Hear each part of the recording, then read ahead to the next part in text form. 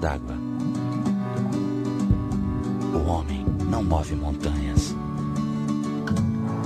O homem não faz milagres. E não regenera o que perdeu. O homem não vive outras vidas. Não pode voltar no tempo. Não é capaz de prever o futuro. Não pode estar em dois lugares ao mesmo tempo. O homem não enxerga no escuro. É só olhar pelo mundo para ver. A gente sempre pode fazer mais. CPFL, muito mais que energia.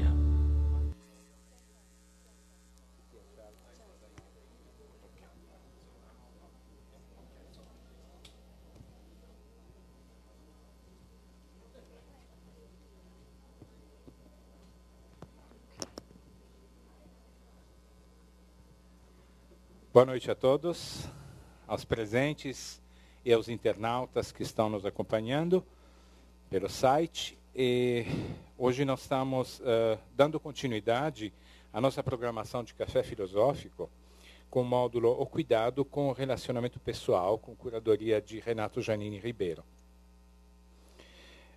O tema dessa noite é Como cresceu a ideia de cuidado e será abordado por Peter Burke. Peter Burke é historiador. Foi professor de História das Ideias na School of European Studies da Universidade de Sussex e deu aula por 16 anos na própria Universidade de Sussex. Atualmente é professor emérito da Universidade de Cambridge, especialista em idade moderna europeia e enfatiza em suas análises a relevância dos aspectos socioculturais. Foi professor visitante do Instituto de Estudos Avançados da Universidade de São Paulo, de setembro de 94 a setembro de 95, na IEA da USP. E é autor de mais de 30 livros. Lembramos que após a exposição do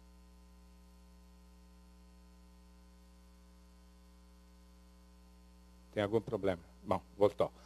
Então, depois nós teremos as perguntas, abriremos as perguntas com a plateia, então vão pensando nas suas dúvidas, vão refletindo. E, sem mais, vamos chamar aqui ao palco Peter Burke. Vamos receber com um aplauso de boas-vindas?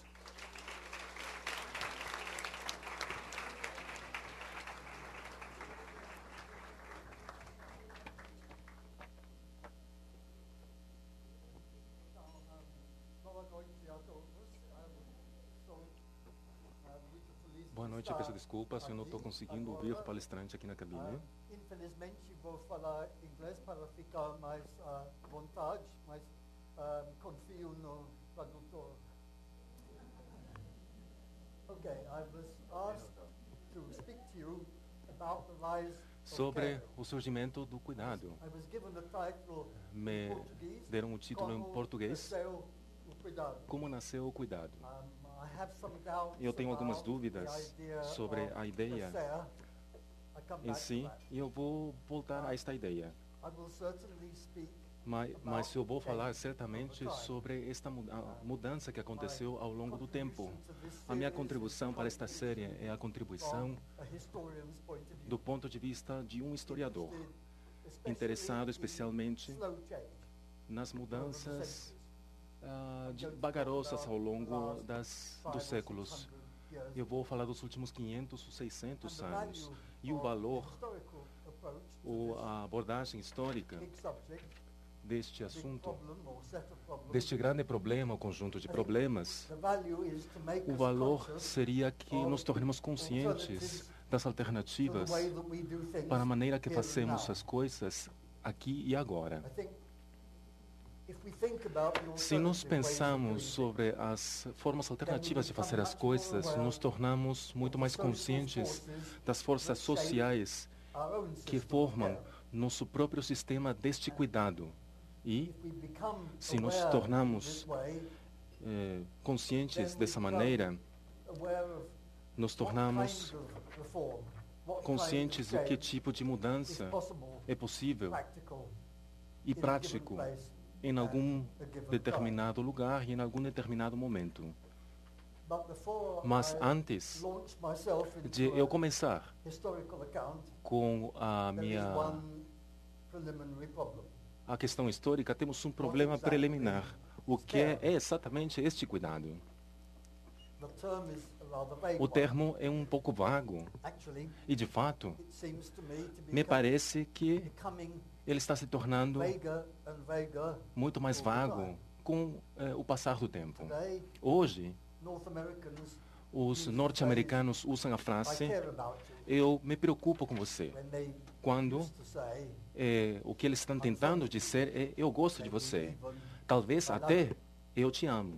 and then E English, no inglês da Inglaterra, e acredito que aqui no Brasil também, instead of ao the invés old goodbye, de falar adeus, até some logo, English people say, algumas pessoas na Inglaterra falam "se cuide". I've heard E here eu já escutei people say, aqui no Brasil pessoas falando "se cuide". so Então, it's as if the é whole como se process todo o of processo everyday living da vida diária fosse um perigo. Mas, claro, parte But, dela é. that's not what Mas I shall talk about. não é isto sobre o que eu vou falar. Eu gostaria de falar sobre o cuidado de uma maneira mais precisa, mais concreta. E a diferença de Michel Foucault, eu vou falar sobre o cuidado com nós mesmos. O que é chamado Souci du Soir, o título de um dos seus últimos livros. Eu vou me concentrar, ao invés disto, no cuidado de 4 tipos de pessoas: as crianças, The old, os idosos, the sick, os doentes and finally, e, finalmente, os pobres. of course, Claro, in many places, em muitos lugares, the old, the os sick, idosos, and the poor doentes e os pobres treated as if they were são tratados como se fossem That's one of crianças. the problems Este of é um caring, dos problemas what we de all think about. cuidar e como pensamos com relação a isto. Agora, What kind of que history tipo de história am I trying to present eu estou here? tentando apresentar aqui para vocês? A history of caring A história deste cuidado, do cuidar, pode ser um tipo de psicohistória, ou seja, of emotion, a história das emoções, especially especialmente the wanting to care for other o people. desejo de cuidar de outras But pessoas. do such emotions Mas estas really emoções, de have a fato, history? têm história, um histórico. Por exemplo, Were people more afraid as pessoas tinham mais medo na Idade Média do que agora. It's quite impossible Claro que to measure impossível the level of medir fear, o nível de medo, just as it's impossible to assim como measure também é impossível medir o nível the emotion of caring. da emoção de ser cuidado. Tudo o que podemos dizer é que, Different periods, em períodos diferentes da história, as pessoas tinham medo de coisas diferentes. Hoje nós temos menos medo do escuro, do diabo, mas temos outros medos que as pessoas da Idade Média something similar. não tinham. Alguma coisa similar no caso do cuidado acontece. Não tenho evidência People de que as cared about pessoas other people cuidavam de more outras in one mais century num século do que em outro, ou se de fato than another. era diferente em uma parte do mundo do que em So outra. the history Então, a história que eu vou apresentar is aqui, a social de fato, é uma história social, rather than a psycho. ao invés de uma psicohistória. The history, A história the social organization. das a organização social do cuidado e a história dos grupos sociais. For example, Por exemplo, os que cuidam, os cuidadores, quem cuidou das crianças, the sick, dos doentes, dos idosos e dos pobres ao longo destes séculos. Mary Del Priore já falou sobre a importância das mulheres como cuidadoras. Eu simplesmente concordo com ela. Eu só quero adicionar alguns pontos. O primeiro sendo que o lugar tradicional deste cuidado é, obviamente, a família, mais ou menos abrangente. Quando os ingleses pensam sobre as famílias, eles pensam sobre mãe, pai e crianças. E agora eu estou incorporado na família brasileira. Eu me casei com uma brasileira e eu começo a pensar na família como tios, primos, avós, tataravós. E é um grupo muito maior do que eu sequer considerei ao morar na Inglaterra. E o segundo ponto é o que vocês podem chamar que seria o cuidar de estranhos. De fato, isso tem uma longa história. Então, o meu tema principal seria a institucionalização do cuidado, para bem ou para mal ou para ambos. Também vou falar sobre a secularização, o cuidado das pessoas fora da família. E isso era geralmente sob o domínio da igreja no mundo cristiano. Agora é muito mais possível que isso seja dominado pelo Estado ou no cuidado do Estado. Não é tanto um aumento do cuidado, eu chamo isto de deslocamento do cuidado. Um movimento de um tipo de cuidador para outro tipo de cuidador. E eu vou começar essa história na Europa, na Idade Média. Eu gostaria de voltar todo esse tempo para apresentar uma situação que é muito diferente da situação que temos atualmente, seja na Europa ou aqui no Brasil. Mas mesmo na Idade Média, vamos dizer, a partir do ano 1000 até 1500, mesmo naquela época, o cuidado não simplesmente estava restrito à família. A comunidade de um vilarejo podia tomar cuidado coletivo do idiota do vilarejo, como seria chamado nesse caso. Nas cidades, a paróquia era um lugar importante que assumia este cuidado. E a paróquia era um lugar da caridade organizada. Um conceito seria o da piedade, que se linka aqui, que também incluiria a generosidade e a pena. Claro que o primeiro hospital em São Paulo foi chamado Santa Casa de Misericórdia. É isto? Este conceito, misericórdia, é muito importante na Idade Média.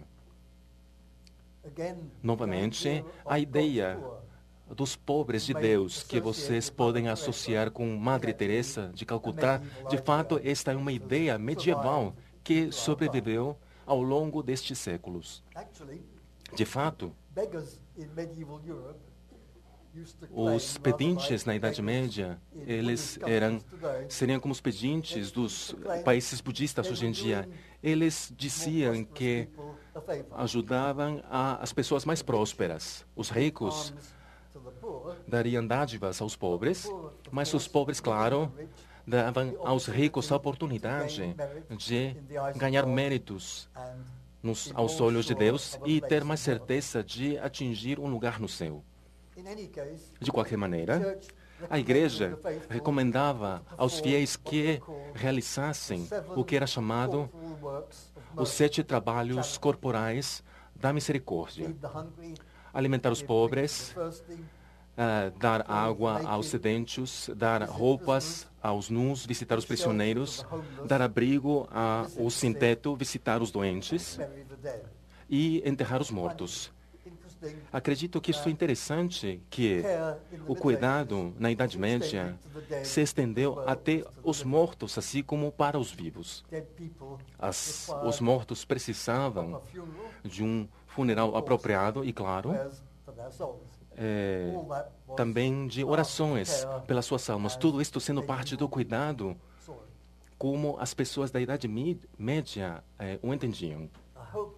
Eu espero que eu não esteja idealizando a Idade Média. Acredito que não deveríamos ver tudo isso através de um prisma muito colorido. Eles eram pessoas generosas, claro, mas muita gente não era de fato generosa ou simplesmente, posso dizer, eram generosas de maneira póstuma, às custas das suas famílias, deixando dinheiro em seus testamentos, mas não fazendo nada nas suas vidas para ajudar os pobres ou os doentes. Já na parte final da Idade Média, havia muitos livros sobre os pedintes falsos, descrevendo com muitos detalhes esses deficientes físicos falsos. Você podia comprar ou alugar crianças se você tinha, por exemplo, uma grande família para alimentar, ou você podia pretender, fingir que era um deficiente físico ou que tinha uma doença terrível. E há uma tradição de se comportar dessa maneira que pode ser documentada durante pelo menos 500 ou 600 anos e pode até ser mais antiga. E vocês podem se perguntar quem escreveu estes livros e por que eles escreveram eles. Era para desencorajar essas pessoas de tomarem muito cuidado com os outros, era para reduzir o sentimento de culpa sobre não dar aos pobres o suficiente, não sei. Mas para compensar pela falta de generosidade individual, na parte final da Idade Média, as instituições de cuidado ou do cuidado começaram a se multiplicar. Então, eu vou mencionar 5 delas. Em primeiro lugar, a Casa das Dádivas. Lugares onde um número seleto de pessoas pobres podiam viver sem pagar aluguel. Em segundo lugar, temos as escolas livres, onde as crianças ou quase garotos, sempre garotos, podiam ser educados sem que seus pais precisassem pagar a mensalidade. De maneira irônica, uma dessas escolas livres na Inglaterra foi fundada no século XIV. Era o Eton College, que já mudou bastante nos últimos 500 anos. Depois, em terceiro lugar, temos as fraternidades. Então, dentro da paróquia, uma fraternidade religiosa cuidaria das famílias ou de seus membros. Então, se o chefe de família morria, os outros membros da fraternidade iriam ajudar a esposa e os filhos. E, especialmente, eles teriam certeza de que o morto receberia um bom funeral. Depois, em quarto lugar, temos os monastérios. Porque os monastérios, com frequência, organizavam o cuidado dos pobres. Como, por exemplo, todos os dias eles ofereciam alimentos e bebidas para um certo número de pessoas pobres. E, depois, finalmente, temos os hospitais. Um hospital na Idade Média não era uma instituição especializada para pessoas doentes, era uma instituição geral para cuidar das pessoas que precisavam cuidado. Eu vou dar um exemplo a vocês da Inglaterra. Em Winchester, que é uma cidade catedral no suoeste da Inglaterra, havia e ainda há uma instituição chamada The Hospital of St. Cross, o Hospital da Santa Cruz, que oferece alimentos a 100 pessoas por dia desde o ano 1132. Este é um exemplo da força da tradição na vida dos ingleses. Mas não era um hospital no sentido moderno que o compreendemos. As pessoas ainda não distinguiam entre um lugar para pessoas pobres viverem, um lugar que distribuiria alimentos como um sopão, ou um lugar para os doentes ou pessoas à beira da morte. Somente no final da Idade Média que surgiu o que podemos chamar de hospitais médicos, seguindo o exemplo do mundo islâmico, o Oriente Médio. Então, vocês têm, por exemplo, em Milão, um novo prédio grande e magnífico chamado Ospedale Maggiore. famoso, mas quando as pessoas iam a Milão, visitavam o hospital ao lado da catedral e o castelo. E era como um dos lugares turísticos da cidade. Talvez já falamos bastante sobre a Idade Média. Desde aquela época, tem havido 3 desenvolvimentos grandes na história dessas instituições de cuidado no mundo ocidental. O primeiro seria a especialização, o segundo seria a secularização e o terceiro é uma palavra muito feia em inglês, que seria a marketização, que seria o surgimento de um mercado do cuidado, as pessoas comprando cuidado, as pessoas vendendo este cuidado. Eu vou falar sobre estas 3 tendências na ordem que as apresentei. Os hospitais começaram a se especializar no cuidado dos doentes. Não só no cuidado, mas também na cura.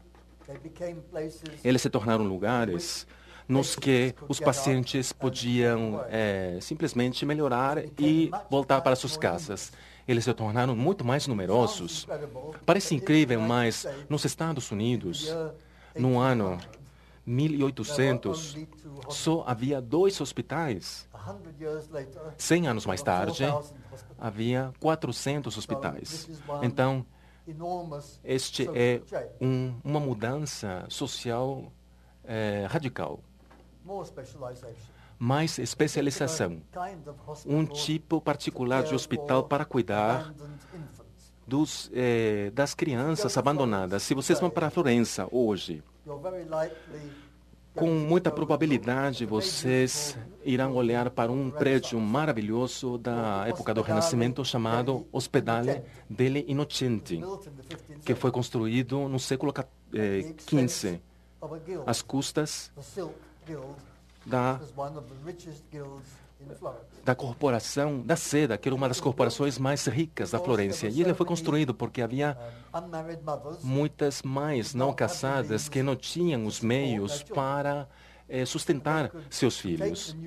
E eles podiam pegar os recém-nascidos, escrever seu nome num pedaço de papel que seria costurado às suas roupas e colocar o bebê na porta de entrada do local.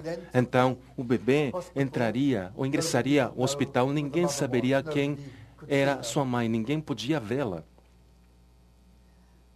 Então, os hospitais como este são os ancestrais de todos os orfanatos modernos que conhecemos.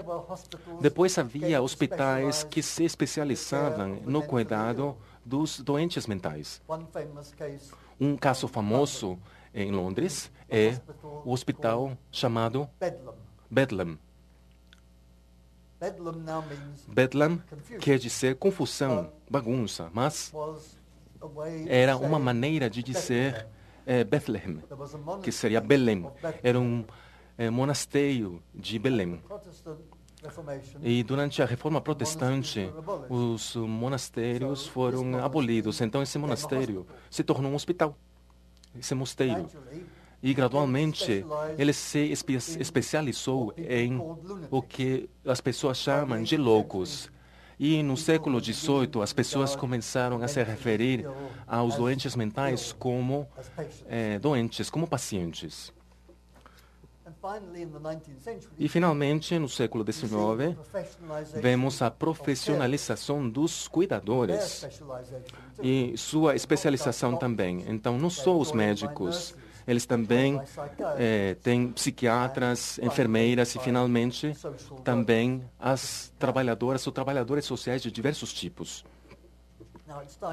Agora vamos falar sobre secularização e a maneira em que o Estado e, mais precisamente, o governo, os governos locais e os governos centrais têm desempenhado um papel mais importante, cada vez mais, na organização do cuidado desde o século XV. Por quê? Bom, o século XV foi a época da crise da igreja, a fragmentação da cristianidade, dos cristãos, a abolição dos mosteiros nos países protestantes. Mas também houve uma crise social, parcialmente foi o resultado das colheitas ruins. O clima europeu ficou ruim no início do século XVI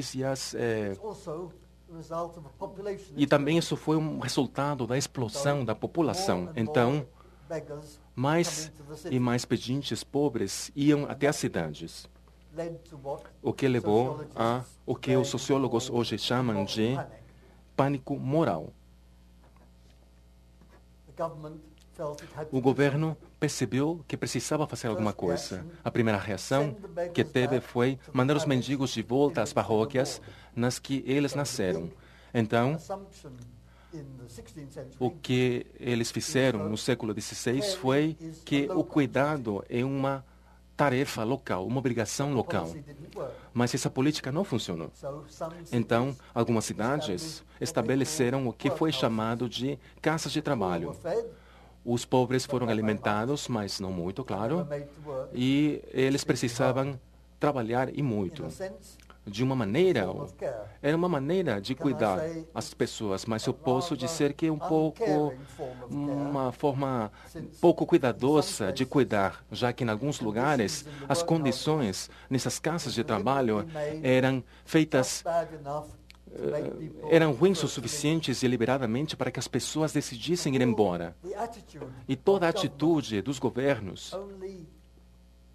só mudou seriamente no final do século XIX, com o surgimento do que hoje chamamos o Estado do bem-estar, começando na Suécia e que se espalhou de maneira mais ampla mais tarde, no final do século XIX. As pessoas nos governos centrais perceberam que precisavam intervir, porque as famílias estavam se desligando umas das outras por causa da urbanização que foi o resultado da industrialização. Eu fico feliz de dizer que a teoria econômica também ajudou. O que as pessoas costumavam olhar como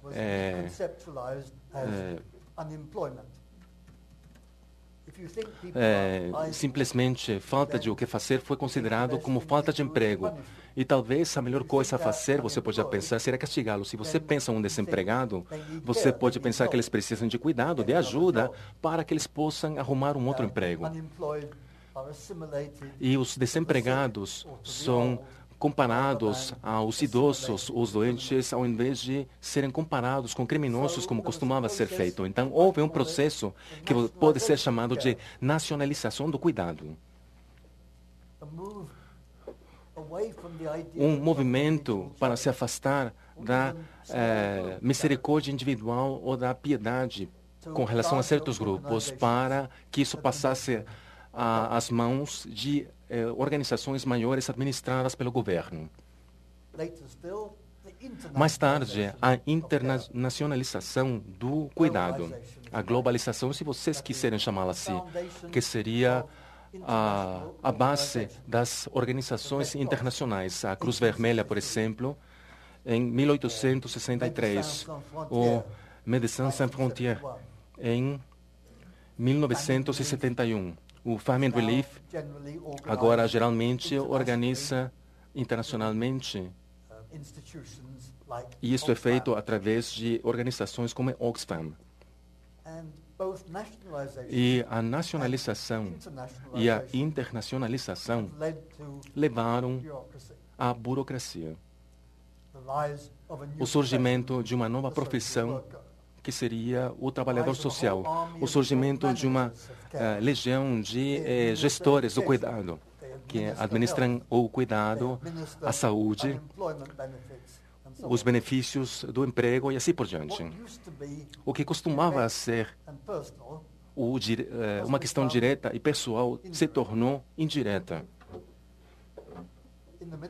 E na Idade Média, as pessoas com frequência alimentavam quem tinha fome diretamente, ou seja, eles simplesmente davam um pedaço de pão para a pessoa na mão. Nós não fazemos isto, nós damos dinheiro a organizações que elas se encarregam de repassar esse dinheiro para quem precisa. A gente não se importa muito com os doentes muitas vezes, mas nós pagamos impostos que vão para os hospitais. Então, o cuidado está acontecendo, mas há um mediador, há uma burocracia no meio. É diferente. E algumas das vezes ainda chega às pessoas que realmente o precisam. E o terceiro e último processo de mudança do qual eu gostaria de falar a você seria o surgimento de um marketing do cuidado. Há pacientes em hospitais, por exemplo, elas têm melhores condições do que outros pacientes. O dinheiro que eles pagam para receber este cuidado é gasto, geralmente, em cuidar de outros pacientes em níveis inferiores. As instituições para os idosos, muitas vezes, são descritas em inglês como casas de cuidado, ou asilos, ou casas para idosos. E, com muita frequência, são geridas para obter lucros como se fossem hotéis. E os mais velhos que têm um padrão mais alto, claro que também tem enfermeiras privadas, caso sejam famílias ricas, que possam pagar por esse tipo de serviço. Então, isso produz uma situação estranha neste mundo globalizado.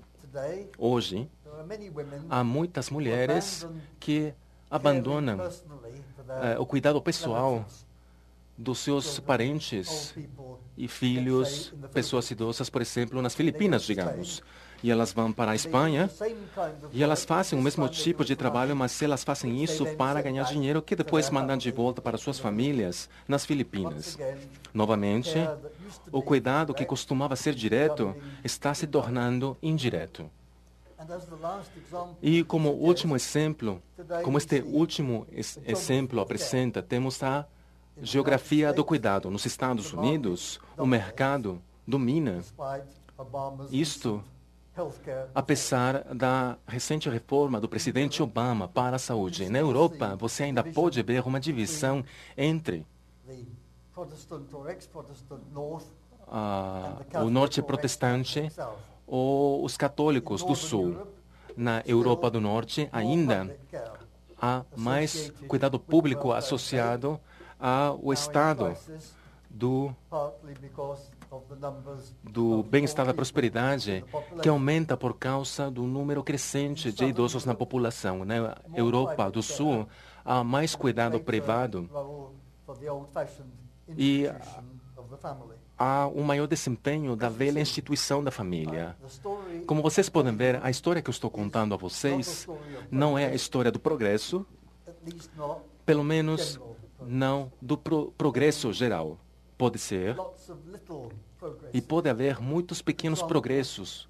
Por exemplo, na área da higiene. No século XIX, uma enfermeira, Florence Nightingale, uma inglesa, reformou o desenho dos hospitais e das salas. Ela se preocupava com a circulação do ar e ela queria mais ar, que entrasse mais ar nos hospitais. Então, ela falou para os arquitetos que deveria haver uma janela para cada 2 leitos. E dessa maneira, os pacientes ficariam mais saudáveis. Mas isso é muito diferente do progresso geral. A ideia que eu tenho do passado, a história deste cuidado, sem mencionar a história de muitos outros tópicos, é a história de problemas, reações a problemas, tentativas para resolver os problemas, e depois, com o passar do tempo, conforme a sociedade vai mudando, há soluções que se tornam desatualizadas. Algumas vezes, as soluções se tornam problemas que devem ser resolvidos novamente desde o início, sabendo que em algum lugar no futuro essa solução brilhante, não será mais apropriada. Então, não há uma história simples de como cresceu o cuidado. E talvez, isto é talvez típico de um historiador, eu quero dar a última palavra para a continuidade. Mesmo que numa época como a nossa, na que nós vemos muitas mudanças, nós tenhamos um número de instituições antigas sobrevivendo até o século XXI, junto com as instituições que supostamente deveriam substituí-las. Algumas igrejas ainda administram hospitais ou orfanatos. Ou poderíamos voltar ao hospital de St. Cross em Winchester. Ele ainda está lá, ainda dá aos visitantes, se eles sabem que eles têm direito a pedir, por isto, um pedaço de pão e um copo de cerveja. Eu já fiz isso uma vez e eu recebi. Na Itália, algumas destas fraternidades antigas ainda sobrevivem. Em Veneza, a Escola Grande de San Marco, a escola agora é um hospital médico apropriadamente, mas também há voluntários. E eles ainda realizam os 7 trabalhos físicos da misericórdia, da forma tradicional. Eles até usam capuzes como os ancestrais medievais para se manterem anônimos. Eles desejam cuidar das pessoas, mas eles não querem que ninguém saiba quem eles são, enquanto eles realizam essa tarefa. No meu ver, claro, todos aqui conhecem um pouco mais disto do que eu e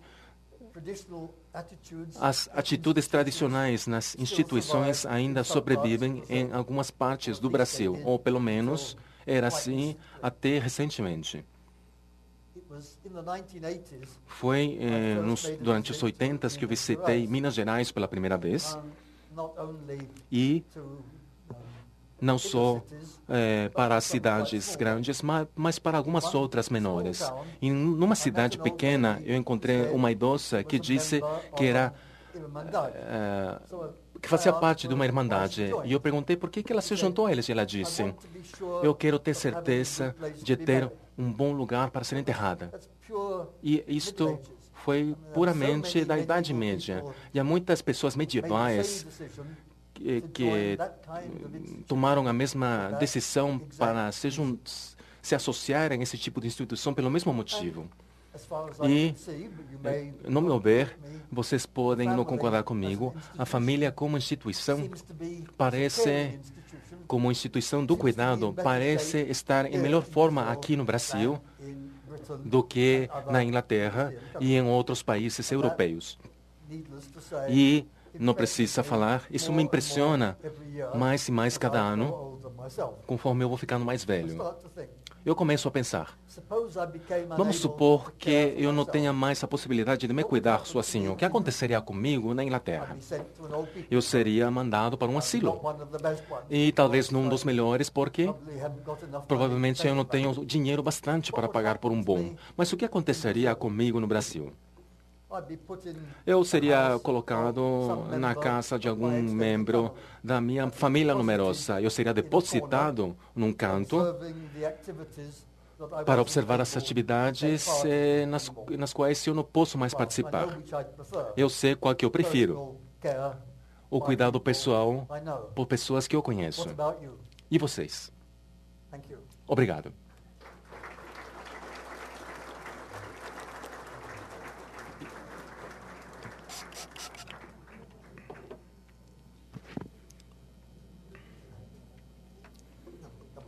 Bom.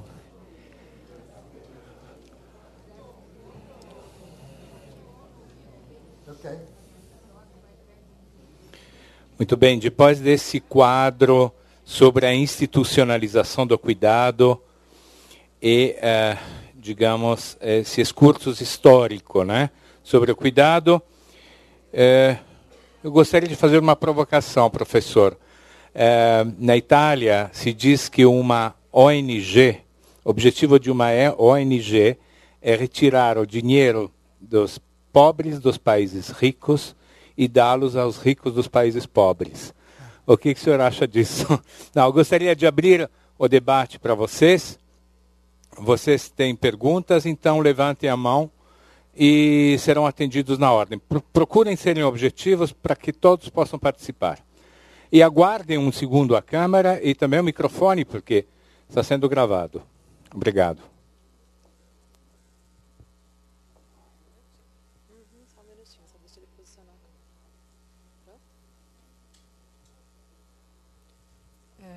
Boa noite.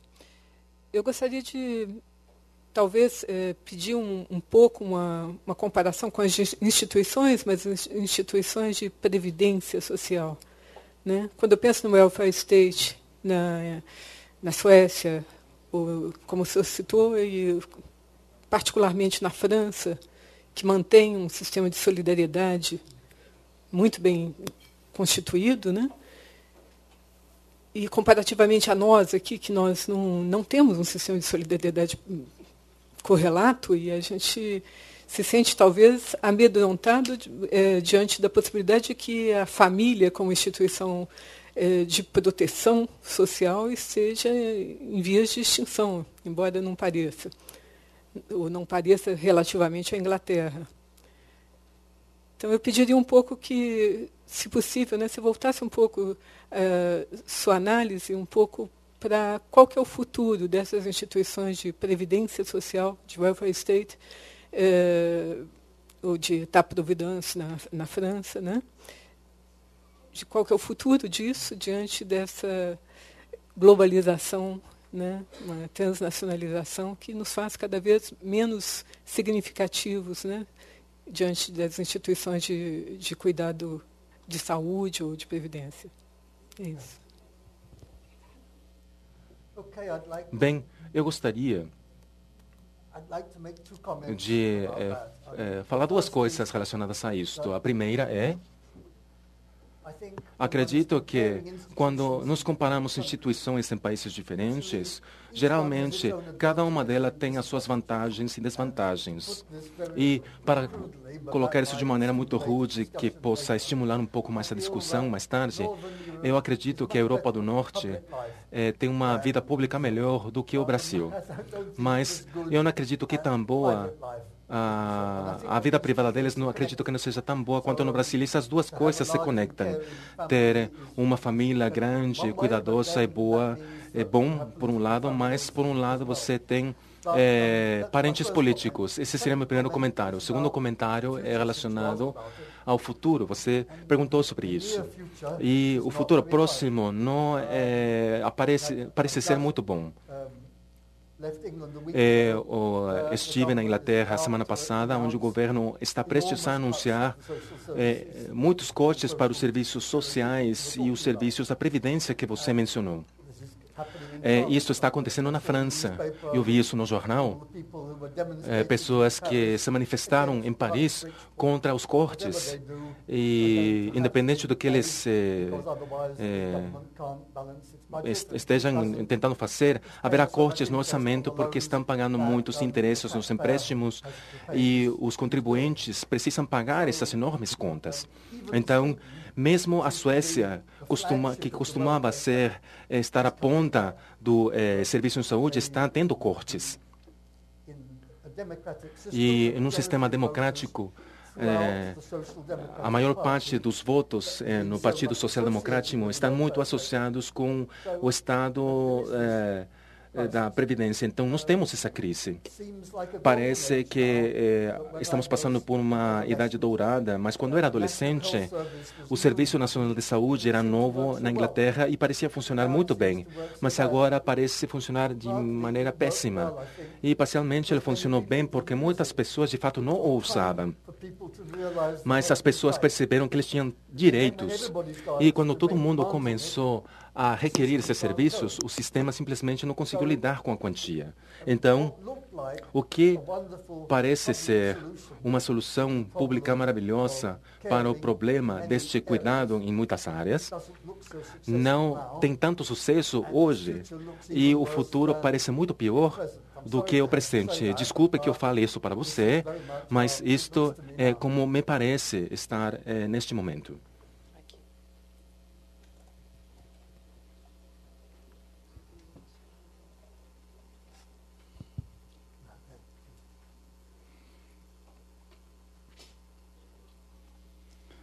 Boa noite, Peter. Meu nome é Felipe, eu sou editor do site da CPFL Cultura.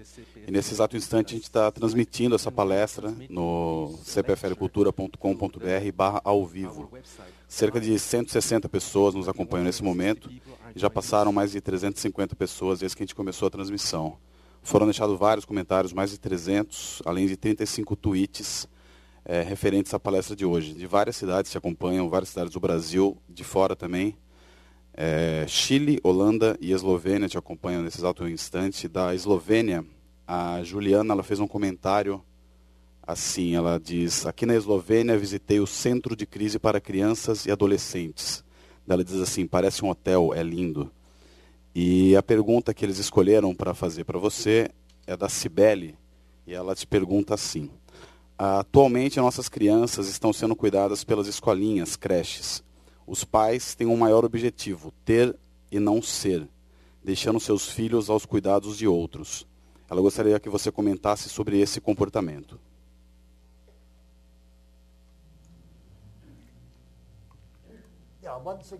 Novamente, é um problema de custo e benefício. Se as mães não podem deixar os seus filhos ao cuidado de outras pessoas, se elas não podem ter a carreira que desejam, e elas não podem contribuir à economia que a economia precisa. Mas, novamente, temos outras pessoas que podem ter uma carreira no cuidado. Mas se a mãe chega muito tarde em casa do trabalho e quase não tem tempo de ver os seus filhos durante 5 ou 6 dias por semana, isso é muito ruim para a vida da criança. Então, com certeza, eu não tenho a solução para esse tipo de problema. Me parece que o que começa como uma solução para um problema, muito rapidamente se torna num problema. E eu posso entender por que algumas mães decidem que preferem não trabalhar para estar presentes na vida das crianças, para que possam cuidá-los pessoalmente. Mas algumas outras mães preferem a opção de trabalhar e, com esse dinheiro, pagar alguém mais para que cuide dos filhos.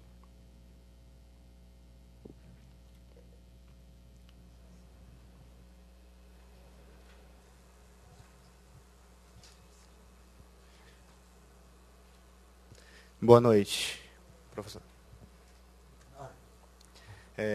Atualmente, o Estado neoliberal ele propaga uma ideia da terceira idade, até em alguns slogans, como a melhor idade, né? Da possibilidade do idoso ser feliz por si só. Ele teria que ter uma velhice, digamos, feliz, participar de bailes.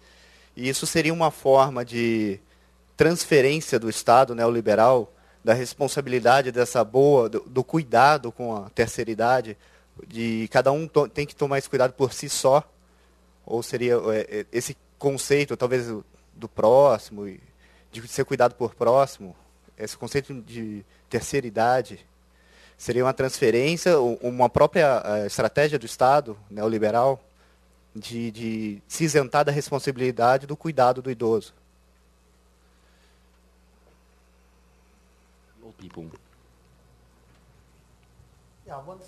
Novamente, eu vejo um problema ao tentarmos lidar com essas questões, porque, por um lado, há muitas mulheres que gastam suas vidas cuidando dos idosos até que elas mesmas ficam velhas. Então, novamente, o Estado entra na jogada e temos instituições nas que isto é feito de maneira profissional, mas vocês podem olhar pelo ponto de vista do idoso. Muitas pessoas não ficam contentes quando elas são retiradas de suas casas e colocadas em algum tipo de instituição como um asilo, o que é administrado muito parecido como uma escola. E essa essa maneira na que tratamos os idosos como se fossem crianças. A minha avó simplesmente viveu mais uma semana num asilo porque, contanto que ela ainda ficasse em casa, ela ficaria bem. Mas o choque de estar morando e deixar sua casa para ir para outro lugar e entrar nessa comunidade totalmente alheia foi suficiente para ela morrer. Então, você tem um problema independente do ponto de vista. Então, nós temos que tentar conviver com essa consciência, e mesmo que para pessoas em particular, em lugares em particular e em uma época em particular, talvez uma solução seja preferível do que uma outra diferente.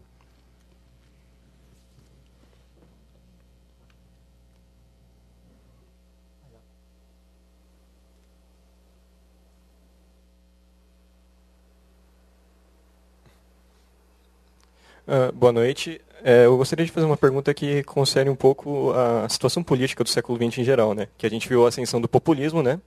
Que é basicamente, em termos bem assim grosseiros, a utilização do cuidado como uma ferramenta política para arrebanhar votos, né? E o que o senhor tem a falar sobre isso?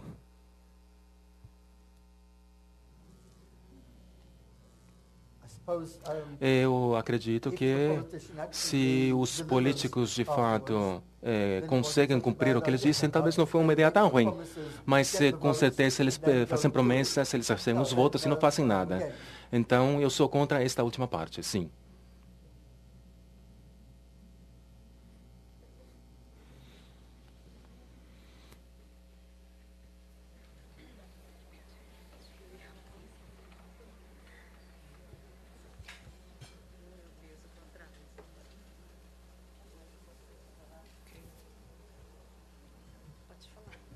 Olá, boa noite, professor Peter Bach.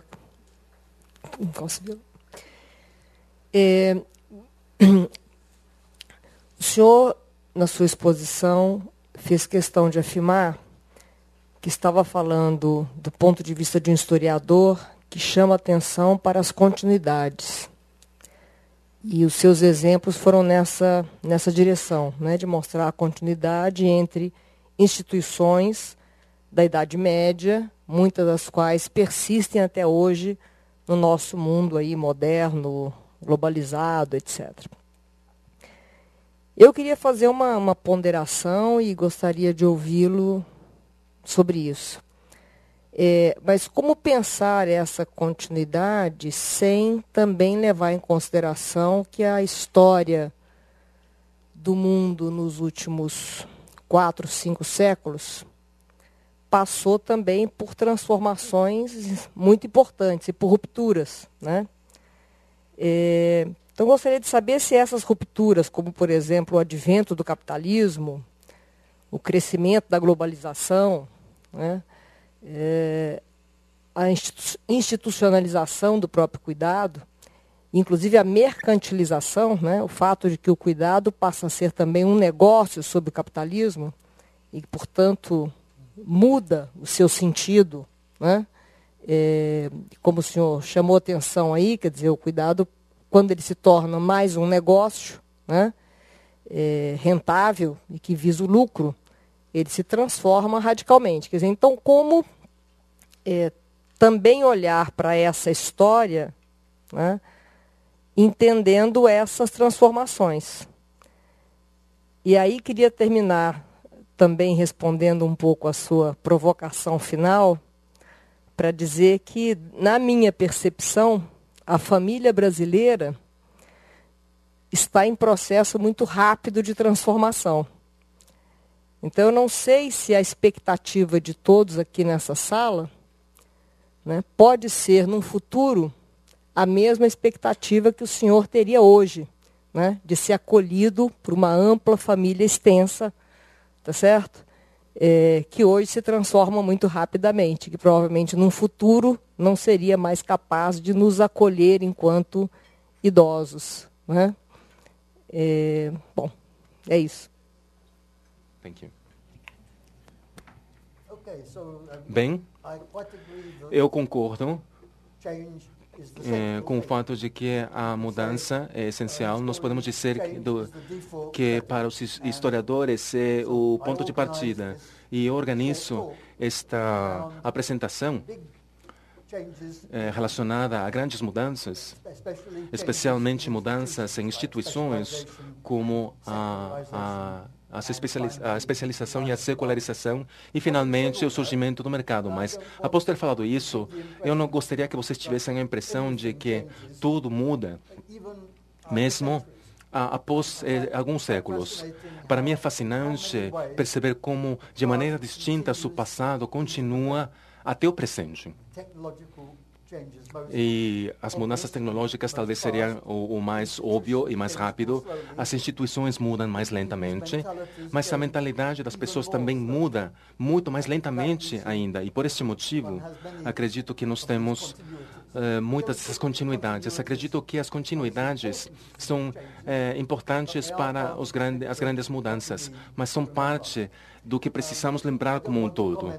Eu não gostaria de comentar sobre o que você falou do Brasil, porque eu só quero ficar informado pelas pessoas e a experiência que elas têm nas famílias ou outras instituições de cuidado no Brasil. Eu simplesmente fiz esses comentários para provocar vocês e para escutar vocês, ao invés de tentar responder essa questão.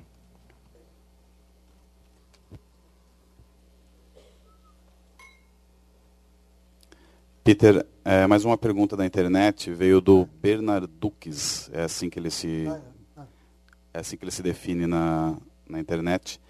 A pergunta dele é a seguinte, ele diz assim: nos telejornais são inúmeras as matérias sobre academias de ginástica, alimentação matematicamente regrada e cirurgias corretivas. Ele quer saber se isso seria uma nova onda, uma noção de cuidado.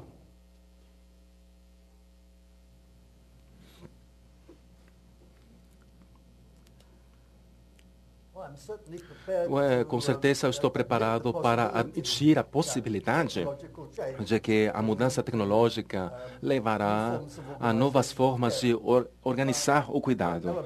Mas eu não conheço nenhuma, talvez essa seja a minha ignorância pessoal, ou talvez pode ser que as mudanças tecnológicas novamente estão acontecendo tão rápido que as instituições ainda estão tentando alcançá-las. Não consigo falar para vocês qual é a possibilidade. Desculpem.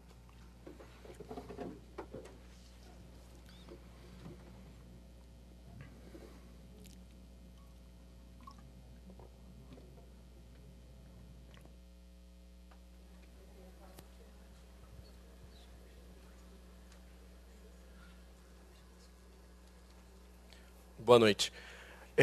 Eu gostaria de colocar para o professor Peter Burke, nessa história social da ideia do cuidado, no atual contexto de crise ecológica e também crise energética, quais são os valores dentro dessa história do cuidado que são possíveis se resgatar hoje, do ponto de vista das instituições e também dos indivíduos, no que toca na relação entre cuidado e crise ambiental?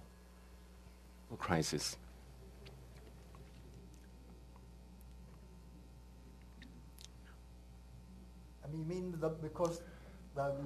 Porque a população está crescendo muito rápido, o cuidado está se tornando quase impossível. E eu fiquei muito impressionado uma vez, no começo dos anos 60, quando eu conheci um radical muito bem conhecido chamado Kingsley Morton. E, de alguma maneira, a conversa chegou até as pessoas com fome na Índia. E eu ainda pensava, de maneira muito inocente, que eles precisavam de ajuda. E Kingsley Morton disse: nós não podemos fazer isso porque isso vai aumentar a população, o que quer dizer que vai aumentar o problema. E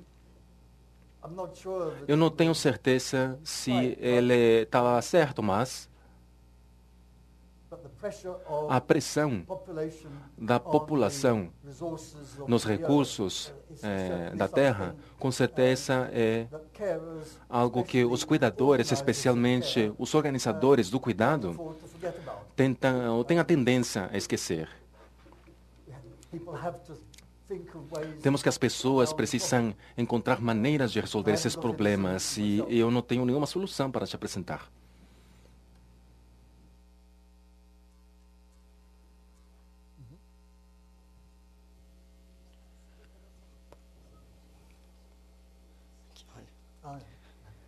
Primeiramente, boa noite, Peter Burke, meu nome é Alex. E aproveitando o gancho do tema da palestra, que é como cresceu a ideia do cuidado, a minha pergunta ela é referente à questão contemporânea na Inglaterra hoje, e ela tem a ver, na verdade, com as diferenças que o Estado inglês possui com o cuidado com o imigrante e o cuidado com o nativo, né, com o inglês. Quais são as diferenças, como essa questão ela vem se desenvolvendo na Inglaterra e se há uma diferença entre um passado e um presente, um período, se sofreu transformação de fato o cuidado que o Estado inglês possui com o imigrante, ou não. Obrigado. Thank you.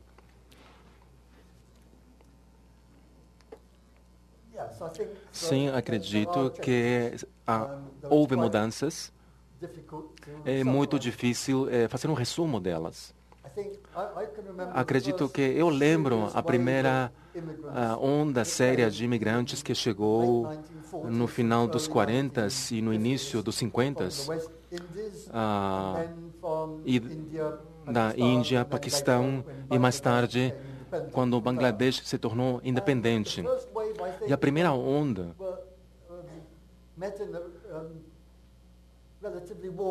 foi recebida de maneira relativamente calorosa. Não eram muitos deles, e eles vieram de partes do Império Britânico que as pessoas conheciam muito pouco. E gradualmente, conforme mais imigrantes foram chegando, acredito que os ingleses gradualmente se tornaram menos tolerantes. Mas com relação à pergunta específica relacionada ao cuidado, se você é um imigrante ilegal, você é tratado como qualquer pessoa. Mas o problema é com relação aos ilegais, desculpa, ele se referiu aos legais. Mas se você olhar para as instituições de cuidado, temos um argumento que permite a imigração. Você vá para qualquer hospital britânico, e eu estou falando da minha experiência, que seria nos últimos 20 anos, a maior parte das enfermeiras e provavelmente até grande parte dos médicos são imigrantes. Não podemos trabalhar sem eles. Então, seria... Se todos os imigrantes voltassem para os seus países, todos os serviços sociais que são chamados hoje de serviços de cuidado sofreriam um colapso imediato.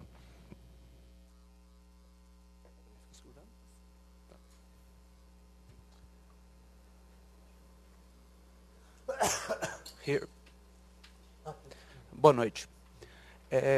O senhor falou bastante a respeito do cuidado.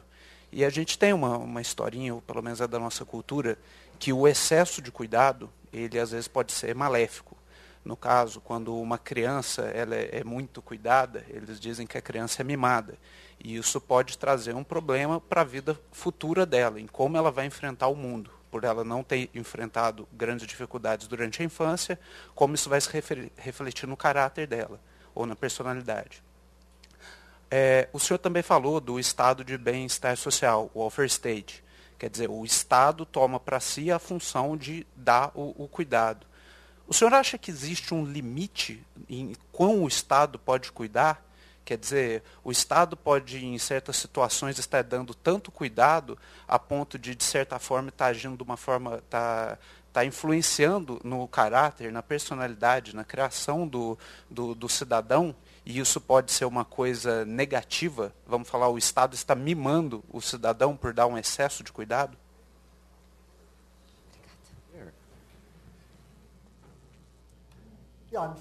Sim, há dois problemas. O Estado não pode simplesmente se responsabilizar pelo cuidado de todo mundo, porque isso vai pedir muito dos contribuintes, mas mesmo que seja assim, não seria desejável, porque isto sugeriria que as instituições, o cuidado institucional, com frequência não é tão bom como o cuidado que nós conhecemos pessoalmente. Eu acredito que, de uma maneira tipicamente inglesa, eu acredito no compromisso. Ou seja, eu acredito que quando as crianças são pequenas, a mãe poderia fazer tudo possível para permanecer em casa e educá-los. Mas, mesmo que seja o contrário, não vejo nada de errado indo, por exemplo, para as creches e as mães indo trabalhar. A questão é se este é um ponto no que o Estado pode intervir para que se torne possível que você simplesmente se afaste 3 ou 4 anos do trabalho para você cuidar dos seus filhos. E uma carreira interrompida com o direito para voltar a ela mais tarde, após esse período. Mas sim, acredito que o cuidado institucional pode, de fato, ter um efeito não desejável na personalidade. Eu nunca morei num orfanato, então eu não consigo nem imaginar como pode ser não crescer com a ajuda, a presença dos seus pais. E me parece uma ideia muito ruim.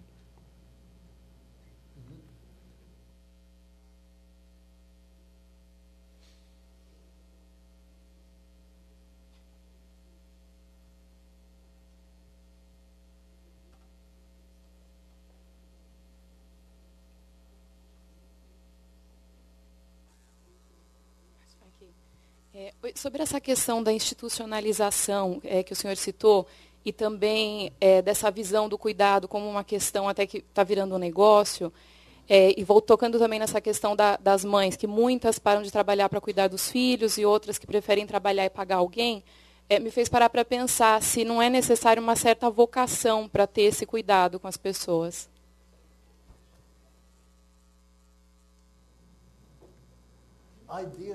Idealmente, sim. Eu só não sei quantas pessoas na população têm essa vocação, comparando-as ao número de pessoas que precisam ser cuidadas.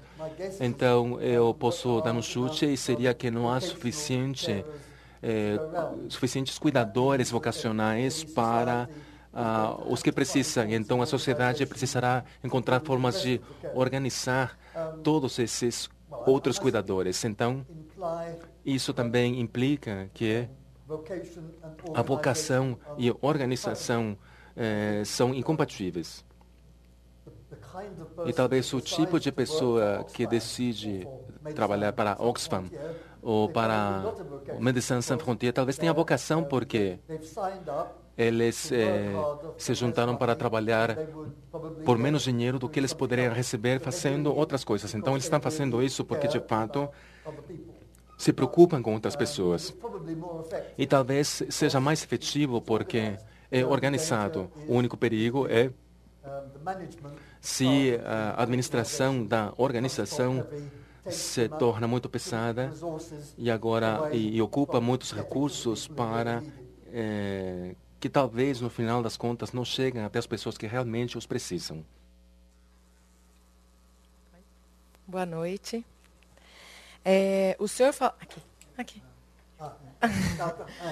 O senhor falou sobre a profissionalização do cuidado e que, a partir dessa profissionalização, novos profissionais mesmo usam o cuidado como uma expertise de atenção, de vocação, às vezes. Mas o que a gente vê no trato com pacientes ou com pessoas que procuram o serviço de saúde hoje no Brasil é uma culpabilização muito grande da aquisição ou do desenvolvimento dessa doença por falta de autocuidado. Eu queria que o senhor relacionasse um pouco esse cuidado com o outro e o cuidado da pessoa com ela mesma, cuidar de si.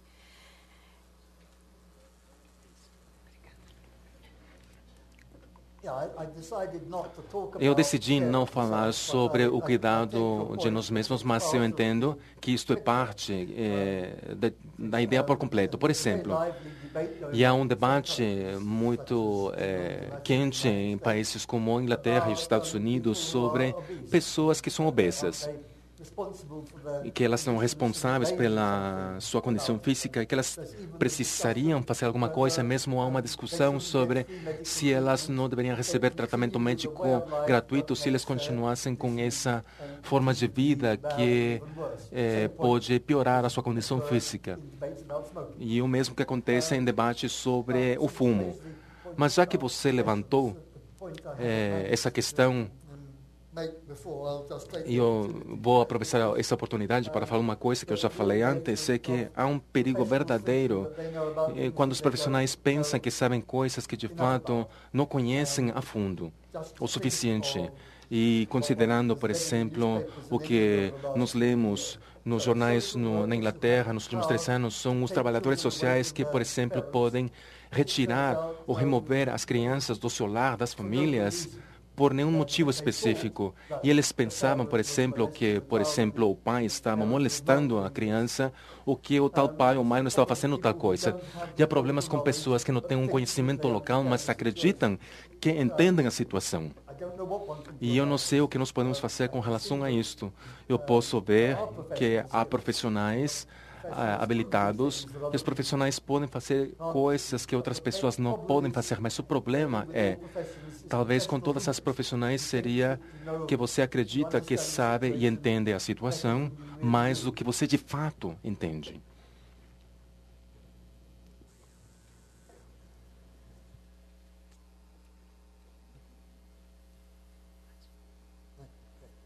Boa noite.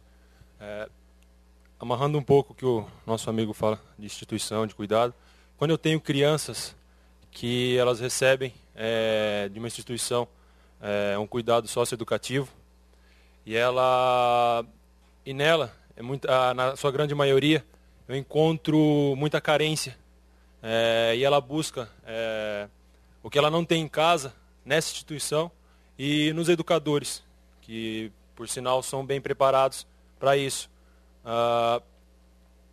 E eu tenho essas crianças, na maioria, muitos problemas com drogas ou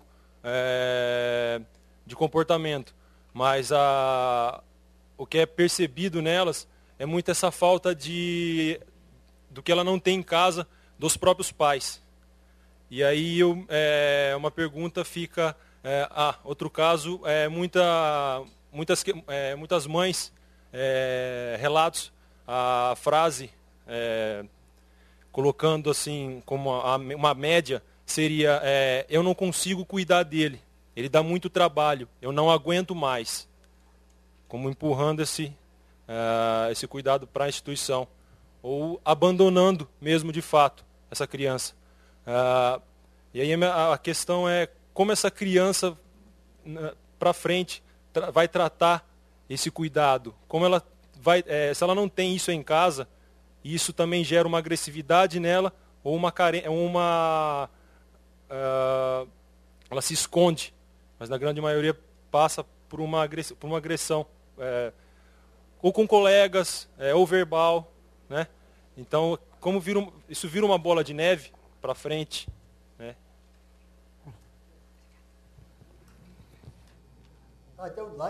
Eu não gosto da ideia das pessoas abandonando seus filhos nas instituições, mas o tipo de pessoas que faz isso não será um bom cuidador. Então, não é surpreendente que a criança talvez possa se dar melhor na instituição do que num lar com esse tipo de pai ou mãe. Mas com relação à educação, há muitas escolas que não realizam um bom trabalho.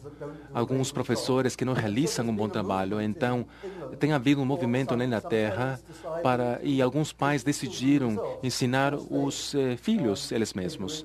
E claro que eles fazem isso sabendo e conhecendo melhor o seu filho ou filha, mas o preço que eles pagam é que ir à escola não é simplesmente aprender o que o professor ensina, mas também aprender as habilidades sociais da interação com as outras crianças. E então, as crianças educadas em casa perdem toda essa parte informal da educação. Então, novamente, temos uma questão de custo e benefício, sabendo que você Não pode dizer que o sistema institucional é melhor do que o pessoal, ou o sistema pessoal melhor que a instituição. Cada um deles tem as suas forças e as suas fraquezas.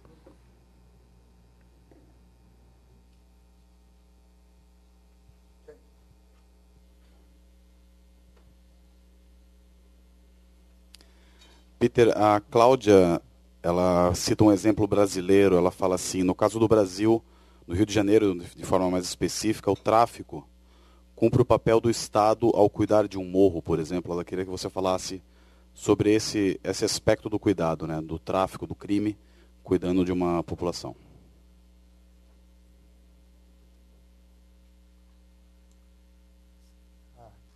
Sorry, I didn't really understand that question.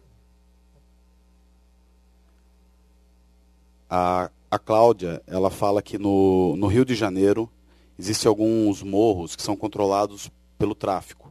E o tráfico faz o papel de cuidar, o papel que seria do Estado. Ela queria que você comentasse sobre esse papel do crime, no caso o tráfico, cuidando das pessoas.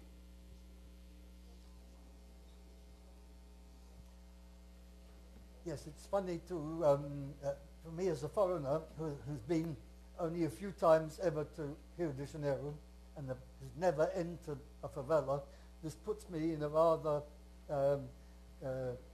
difficult position to be commenting on what goes on inside. In principle, I'm quite prepared to accept the idea that the drug traffickers do all sorts of caring things for the population, if only out of self-interest, because then that means that the other inhabitants of the favela would be on their side.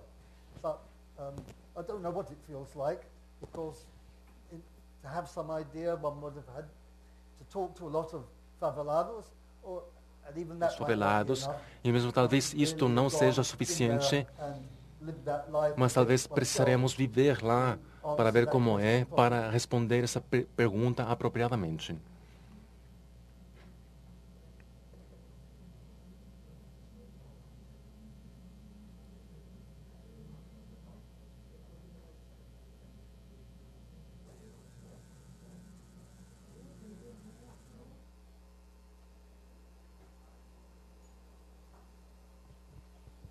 Mais uma pergunta da internet, do Vitor.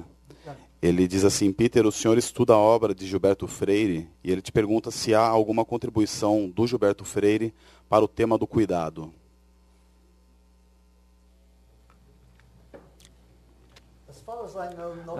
Que eu saiba, não diretamente, mas alguém escreveu 3 volumes da história da família no Brasil e, obviamente, irá lidar com o cuidado mesmo que ele não use a palavra específica. Então, a interpretação do Freire é aquela do patriarca benevolente, então talvez não seja muito diferente em algumas maneiras do traficante que foi citado na pergunta anterior. Eu preciso dizer que eu não fico completamente convencido pelos argumentos do Sr. Freire com relação ao patriarca, como estando certo sempre, mas este foi o sistema. E de uma maneira você pode dizer que os escravos, já que eles eram dependentes, eles precisavam ser cuidados pelos donos das fazendas, mas isso foi transcrito de uma maneira muito descuidada. Então, com certeza, sim, seria possível ler, especialmente Casagrande e Senzala, e, até um certo ponto, os outros livros do Freire, como um ensaio sobre a história do cuidado aqui no Brasil.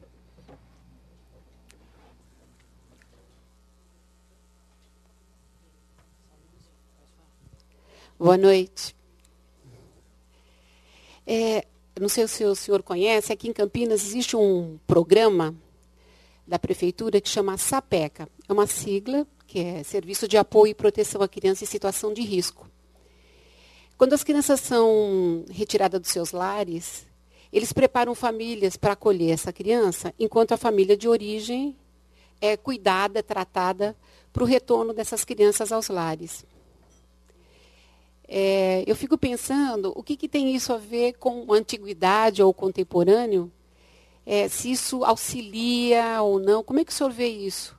Se isso tem a ver com essas pessoas que são envolvidas nesse programa, se sentem como corresponsáveis ou participantes dessa sociedade, ou seja, responsável por essa situação social dessas crianças. What do you think? Eu gostaria de saber mais sobre a situação, porque foi que as crianças foram retiradas ou removidas da casa dos pais para serem colocadas em outro lugar, para que elas voltassem mais tarde. Mas isso me parece uma ideia melhor. Talvez seja melhor que as crianças não sejam devolvidas para os seus pais, se elas simplesmente estavam sendo cuidadas para serem separadas dos seus pais. Mas eu gostaria, de fato, conhecer mais os detalhes antes de eu fazer algum outro tipo de comentário. Alô, passamos para a última pergunta da noite. Então, Augusto. Professor, queria retornar a preocupação que nós tivemos quando o Renato Giannini montou esse módulo, que era um pouco pensar a crise econômico-financeira como uma crise mais abrangente, não é? Uma crise também do planeta, o tema do aquecimento global, o tema da saúde, das epidemias. E se não haveria um guarda-chuva aí de explicação, não é, que o tema do cuidado poderia responder? Um pouco. Quer dizer, nós, obviamente, que a dificuldade que o Obama teve lá nos Estados Unidos de implantar o programa da saúde dele, não é? Quer dizer, aquilo que é o nosso SUS aqui, que mal ou bem funciona, qualquer pessoa que precise do SUS, por lei, ele tem direito a ter assistência à saúde. O que na Inglaterra, como o senhor disse, funciona não tão bem como funcionava no passado, mas funciona nos países da Europa. Nos Estados Unidos foi uma dificuldade imensa. Aqui no Brasil nós estamos com a eleição agora, os 3 candidatos são considerados candidatos de esquerda, e que de alguma forma tem essa percepção mais europeia do Estado como interventor, um Estado como responsável, não é, por esse cuidado, não é? Um dos candidatos aqui implantou um programa aqui em São Paulo, proibindo as pessoas de fumarem em ambientes públicos, não é?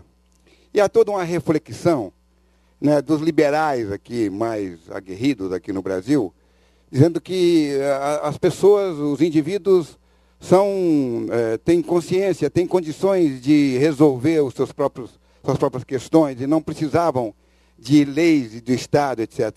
Então, o senhor, como está acompanhando o que está acontecendo nos Estados Unidos, essa resistência imensa ao Obama agora, não é? E como é que o senhor vê isso? Quer dizer, o tema do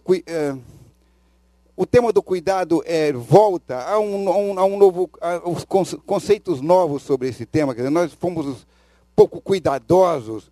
Nós teremos que ser mais cuidadosos com a nossa saúde, com a nossa vida, com o planeta.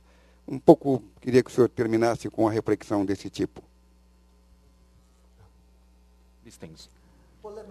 Bom, permita que eu diga que, já que eu dei uma apresentação muito curta, eu decidi dar a história social do cuidado de um modo geral. Mas, claro, com algumas horas, se eu soubesse o suficiente, por exemplo, eu teria que dar uma história social muito diferente do cuidado em culturas diferentes e em países diferentes. E, claramente, a história social do cuidado nos Estados Unidos é muito diferente da história social na Inglaterra, pelos motivos exatos que você acabou de apresentar. Existe essa tradição nos Estados Unidos de ser suspeito do Estado, o desejo de ter um Estado menor. E talvez há uma questão cultural relacionada à ideia de que as pessoas devem ser responsáveis e fazer as coisas elas mesmas, ao invés de esperar que uma instituição como o Estado as ajude. E nós temos uma ideologia diferente na Inglaterra, mas você pode olhar para olhares diferentes, a França, a Itália, a Espanha, Brasil, a Argentina, e perceber uma história que é um pouco diferente cada vez, mesmo que você tem essas características comuns, como em todos os lugares nos que eles tentaram estabelecer um estado do bem-estar, já houve algum tipo de crise, usualmente uma crise financeira. E com relação ao ambiente, sim, eu posso ver que isso tem muito a ver, e está diretamente relacionado ao cuidado, a uma deterioração do ambiente, como poluição, a poluição industrial ameaça a saúde das pessoas e, portanto, as pessoas precisam ser cuidadas muito mais. Mas, ao invés de falar de uma crise geral desde o início do século XXI, eu acredito que é muito mais útil tentar fazer uma distinção das crises particulares, mesmo que haja uma conexão que talvez faça bom sentido, nos focando assim em uma ou outra para dividi-las em unidades que sejam muito mais que possamos administrar para poder fazer alguma coisa, ao invés de vê-las como parte de um grande problema. Porque assim, talvez nós ficamos assustados de sequer começar a tentar resolver alguma coisa. Bom, aos nossos queridos participantes, frequentadores, avisamos que a próxima semana nós teremos vamos mais a fundo sobre o tema do cuidado com Glória Calil falando sobre o cuidado com o outro. Tem que seguir regras? Essa é a pergunta. E também lembramos que às 22 horas, no domingo, teremos Corpo e Cultura, a Grande Saúde, com Nahum Harmony e Carlos José Martins. Isso, vocês sabem que o café voltou às 22 horas na TV Cultura. E para concluir, nós gostaríamos de um aplauso de agradecimento ao nosso ilustre convidado. Muito obrigado.